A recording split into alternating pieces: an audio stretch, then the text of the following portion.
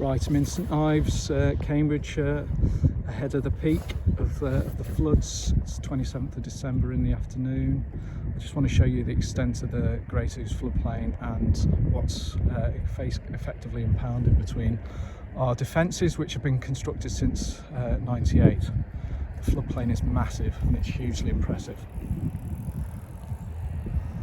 So this is looking upstream towards Manchester, Huntingdon. And then we cross the bridge and look downstream, which then takes us towards, lady didn't want to be in the film, takes us towards Ives, and then the water will go down the 100-foot river or onto the Ouse washes. But it's, you know, the extent of the floodplain here is massive.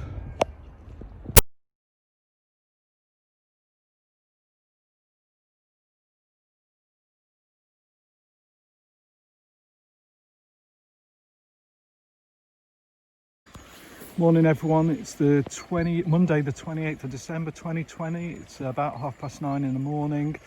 The peak that was at St Ives yesterday afternoon, evening, has now made its way to Ives.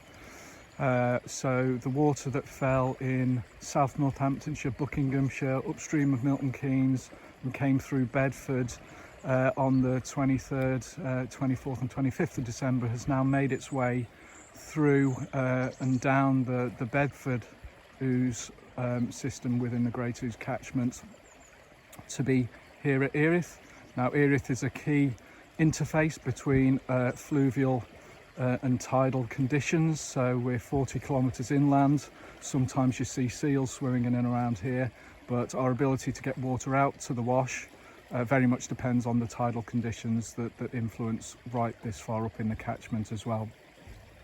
So and also so this is a key pressure point in the system. It's effectively where our gravity drainage, you know, normal rivers flow downhill, hits the Fens, and we start to be fighting against gravity. So Ives Sluice is here. It's an asset, 3 gates which let water into the Ouse washes at certain trigger points.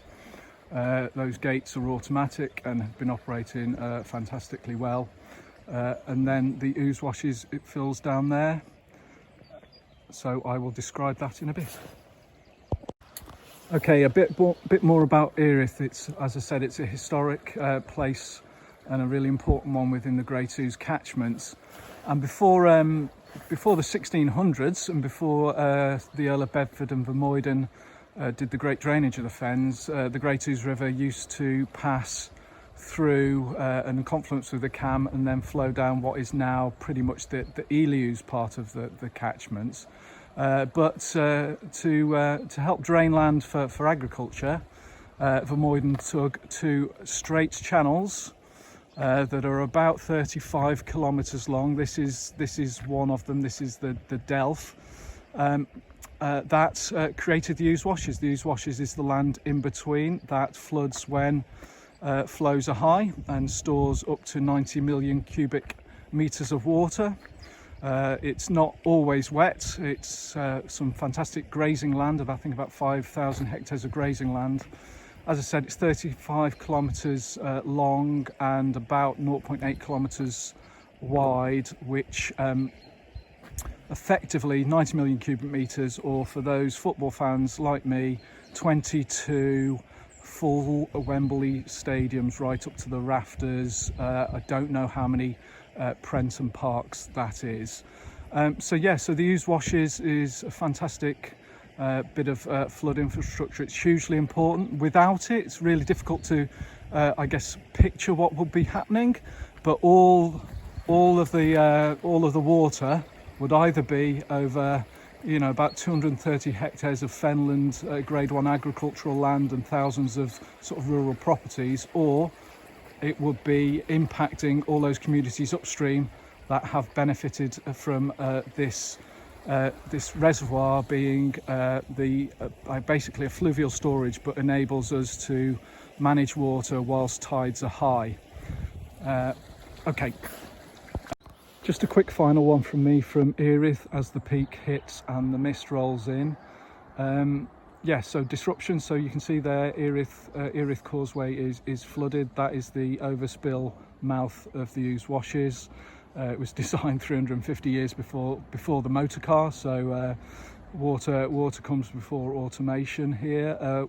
We've got 4 road crossings across the 35 kilometres of the Ouse washes, and there's only one at Meeple that's an actual flyover that you can use 365 days a year. The rest aren't, so there is real local disruption caused by flooding. But if we didn't have the Ouse washes, there'll be hundreds more roads flooded, and properties at that. So it's an unfortunate consequence of having some major flood infrastructure at the heart of a really important river catchment.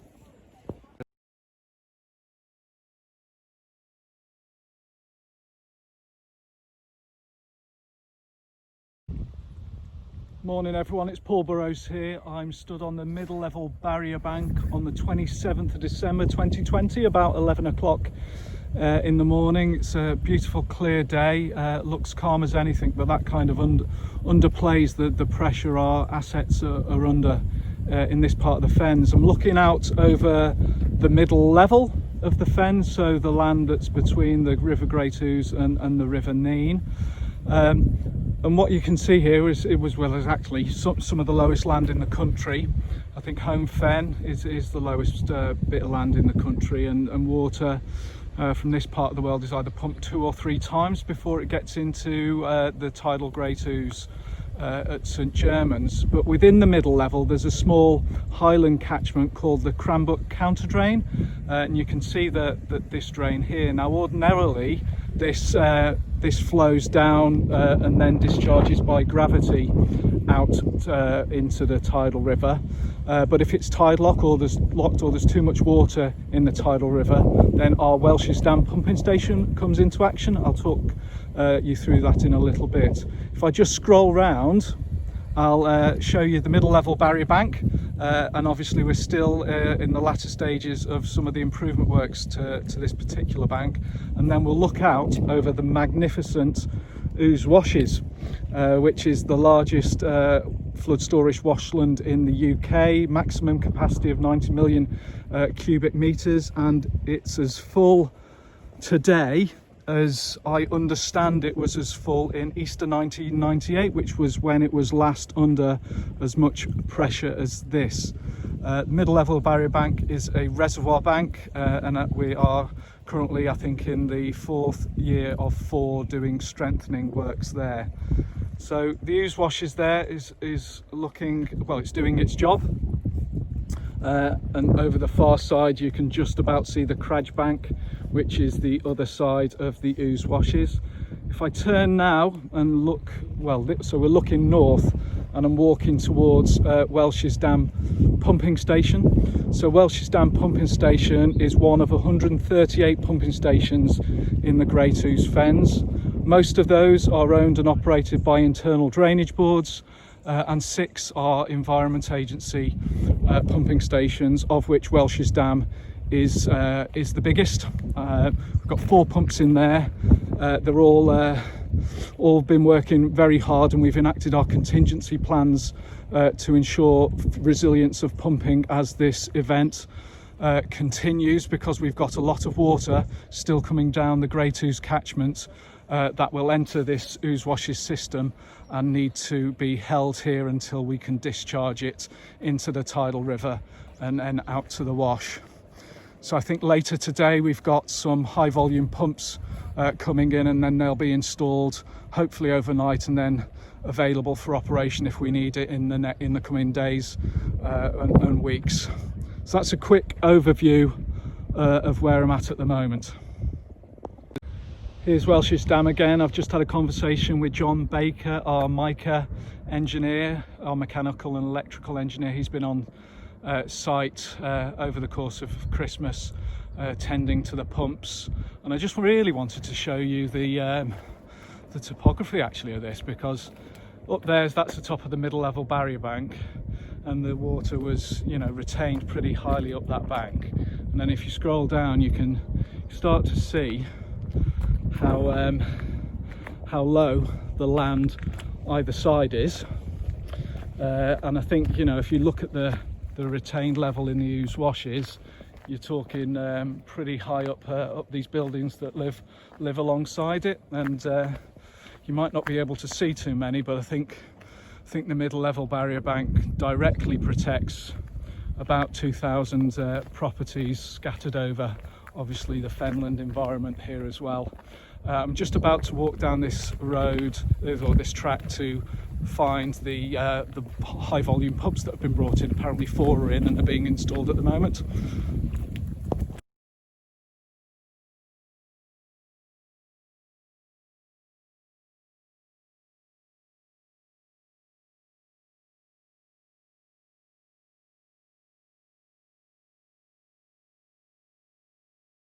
Right, so earlier I was at Welsh's Dam pumping station looking at the situation there. Now I've come upstream a little from the counter drain catchment to see where we're bringing it. Well, we have brought in 6 ultra high volume pumps temporarily to supplement the pumping arrangements at Welsh's Dam and provide a little bit of resilience and contingency. Just chatting to Rupert, who's been supervising. It's been a hell of a job getting the aggregate down, the pumps in, working out whereabouts we lay the pipework up the bank, so that we can get this operational hopefully by midnight tonight, and then obviously in proper use tomorrow. So I'll come back tomorrow. You know, all credit to the teams involved and the local suppliers who've pulled out all the stops on Christmas Day and Boxing Day to make this happen. Just a bit of a chat about the future of Welsh's Dam. So we did some major refurbishment works there, I think in 2007, and the long-term aim, which sits very neatly within our carbon net zero ambitions, is to reduce pumping at Welsh's Dam by increasing formal flood storage within the upper part of this catchment. There are gravel extraction sites that we are now working with Cambridgeshire Middlesbrough Waste team at the council, the mid-level commissioners, Sutton and Meeple Internal Drainage Board, potentially the RSPB2, to create a hopefully storage site out of the mineral works that then provides multi-benefits for the environment and water resources as well. So, you know, watch this space for that work that hopefully will accelerate, certainly on the back of what we're experiencing today. Morning everyone, it's the 30th of December 2020. I'm currently standing in a small hamlet called Salters Low, just outside Downham Market. This sluice that you can see in front of me is the Old Bedford sluice, and it's the structure that controls the water levels within the counter drain, which is the drain that Welsh's Dam pumping station that I showed you a few days ago pumps out of into the Ouse washes. So if we didn't have Welsh's Dam and the temporary pumping we've built in there, then effectively fluvial floodwater will back up in this system, potentially flooding villages like Salters Low. And it's the key interface there between that particular drain and the 100-foot river, which is the tidal River Great Ouse as well. There's a lock structure just over near that house there. That is a navigation structure that enables boat users to get into the middle level system to take you up to the Neen at Peterborough, and then you can go up through Northampton, I think, into the canal network as well. But if I just cycle round, this is where it gets impressive. So obviously this is the tidal flood risk area of the Great Ouse, and I'll cycle round and I'll just show you Denver Sluice in the distance there, which I'll get to a bit later.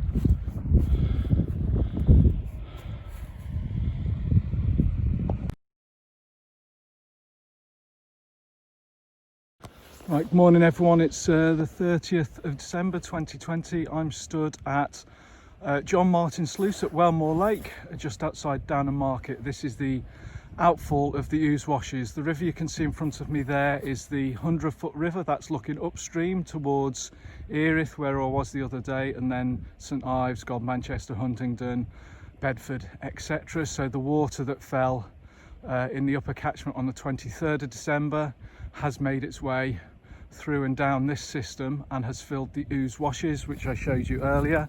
This is the end of the Ouse washes here, and I'll cycle around and I'll show you Wellmore Lake Sluice. So first up, that's a little pumping station that was introduced in 2010.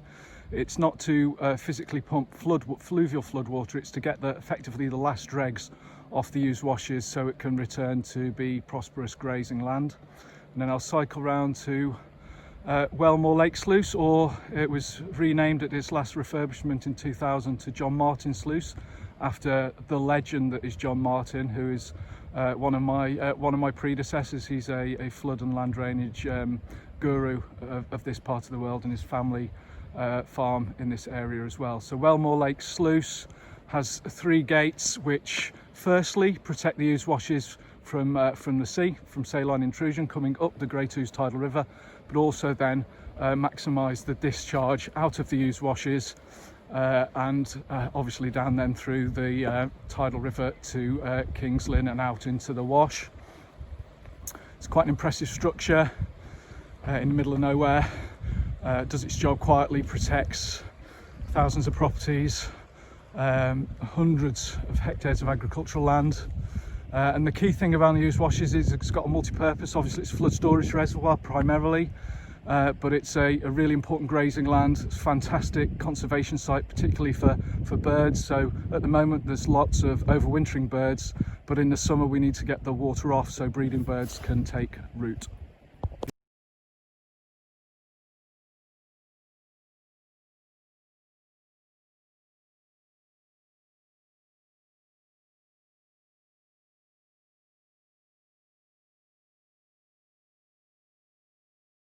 Right, morning everyone. It's still the morning of the 30th of December 2020, and I'm now at Denver Sluice. So Denver is a small village, not in America, but outside Downham Market in Norfolk. It's a fantastic place and it's steeped in history. It's the centre of the water management universe, according to me. So just to describe what we're looking at, on the right hand side there is the 100-foot river. So that's the river that goes past Wellmore Lake Sluice, where I was earlier, up to Ives and to the upper Great Ouse catchment. And what Denver Sluice does is effectively, from a fluvial perspective, it's where the Ouse, the River Cam, and some of the Norfolk and Suffolk rivers combine with the Bedford Ouse system. So during flood times, water coming down the Bedford Ouse takes precedence, so Denver Sluice remains shut. So the flood water coming down from the upper catchment takes precedence coming down the 100-foot into the tidal river and then out to sea that way. What we have at Denver is a lock gate that's on the left to aid navigation, and then we've got three sluice gates, which are called Denver Sluice. They are the little eyes. There's 3 of them. They protect from the sea. So Vermeulen first built a structure at Denver Sluice in 1652, and that was to effectively stop tidal water going up the meandering Ouse system, flooding farmland and forcing it up the 100-foot river, which then enables the Ouse system to become more fertile. On the right hand side there, that big structure is the old Big Eye, which is now mothballed. That was to aid previous commercial navigation, which died out in the sort of 80s, I think, was the last sort of commercial navigation as well. So Denver Sluice, looking at it from a fluvial perspective. There's a surreal calmness about Denver Sluice at the moment, even though it's working really, really hard in a big fluvial flood incident. You wouldn't know it, but it's working really hard to protect valuable agricultural land and lots of properties within a really big catchment. And it's in tidal events that it really comes into its own. And in the January 2013 tidal surge, water was lapping at the top of the structure, and if I cycle round you can see the size or the height of the embankments that go all the way down the system to King's Lynn to provide protection there. But what Denver Sluice does from a tidal perspective is protect properties and land within the Ives and Cam catchments, and therefore is a key enabling asset when you think about economic growth within the Greater Cambridgeshire area. And what we know about this structure, with sea level rise, it's going to come under increasing pressure. We know that at the moment there's a third of land in the Great Ouse Fens that's below sea level. By 2100 that will be 2/3 at least. Our ability to then gravity discharge fluvial floodwater out of the Ives system will reduce significantly by over half over the course of the next 60 to 80 years. We have 95 kilometres of coastal defences and 415 kilometres of raised embankments such as this, which will have increasing weight of pressure as sea levels rise, and so they will be working more than 24/7, 365 days a year, because most of these fluvial defences retain water above land levels on the fen side of the embankments. So there's really important questions about the future of this little place in Denver for a whole host of economic growth and community prosperity questions in the wider catchment.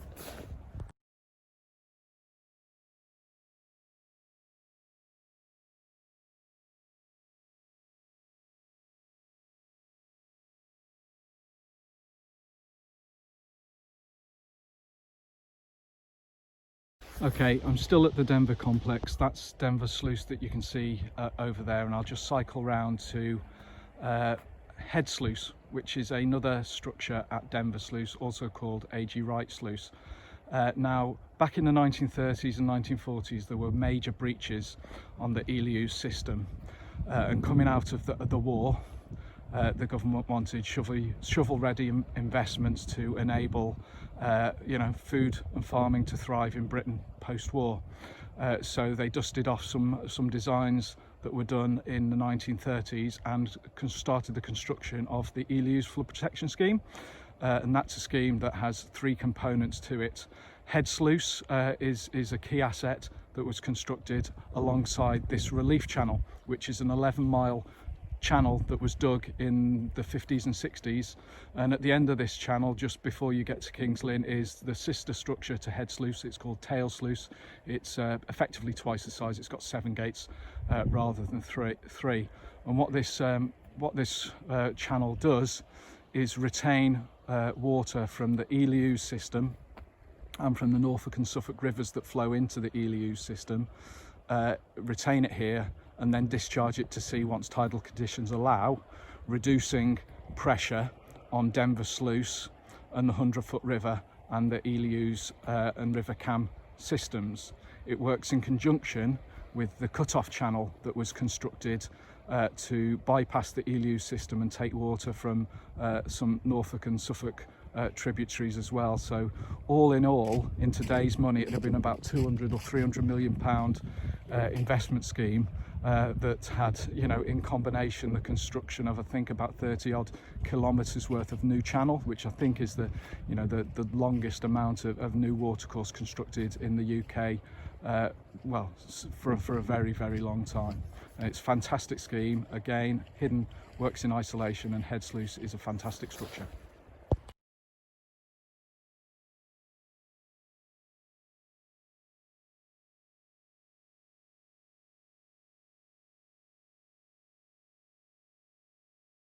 Right, it's the afternoon of the 27th of December 2020, and I've moved from the middle level of the Fens within the Great Ouse catchment to the south level, so the area between the Ouse washes and effectively Ely, and that's Ely Cathedral. You can see in the far ground there as well. So here we are at the confluence of the Ely Ouse and Soham Lode. There are 5 loads within Cambridgeshire, and each of them has a pumping station at the confluence. There's Soham, Swaffham, Burwell, Reach and Bottisham. Now I'm not a history buff, but I do enjoy understanding the history of the Fens a bit better, and what I didn't realise until very recently was that these loads predate the major or the great drainage of the Fens that happened as part of the agricultural revolution back in the 1600s. They've actually been in place since the 1200s, I think, off the top of my head. And what you can see here is Soham Low Pumping Station and its upstream drainage catchment, which is actually highly valuable agricultural land, and ordinarily speaking it will drain through these V doors by gravity, and then if it needed, Soham Load will kick into place. Currently having a few issues with Soham Load pumps, so the team's logistical challenge tomorrow is to bring in contingency arrangements and set that up should we need to operate the pumping station through the remainder of the winter. It's fair to say I haven't been to this pumping station before, but what I have been to is G's Fresh, who are a major agribusiness in the Fens, and they have a network of farmers that manage this really fantastic productive agricultural land for the benefit of us all in terms of fresh fruit, well, fresh veg actually on our plates. And yeah, they rely on the flood infrastructure that we and internal drainage boards have in place to ensure that, you know, we're really prosperous as a nation in terms of food and farming, and actually support the local economy through the jobs in agriculture.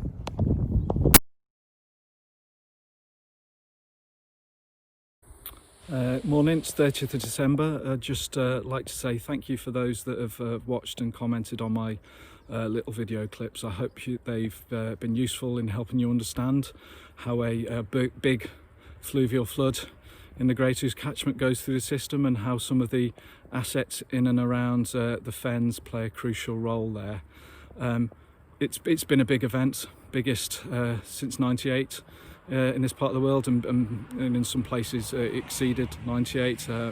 Really heartfelt thanks to all the emergency services and Environment Agency staff who've been working flat out in unusual circumstances given what the 2020 we've had, and my heart goes out to residents and communities that have suffered flooding. Our focus now, we're still in the response phase. The assets that we need to check are operable and aren't damaged and are ready for next time, and we'll be working with councils and communities on the recovery and any learning we can draw from this event to make us even better prepared for next time, because I think there will be a next time. But real testament to the investment that's happened in the catchment since Easter 98. Lots of places have been protected by schemes that have been introduced and put in place since, but they've been tested, and our warning systems have been tested to the max as well. I'm going to take a bit of a rest from Twitter videos, but I'm sure I'll be back at some point. Cheers, take care.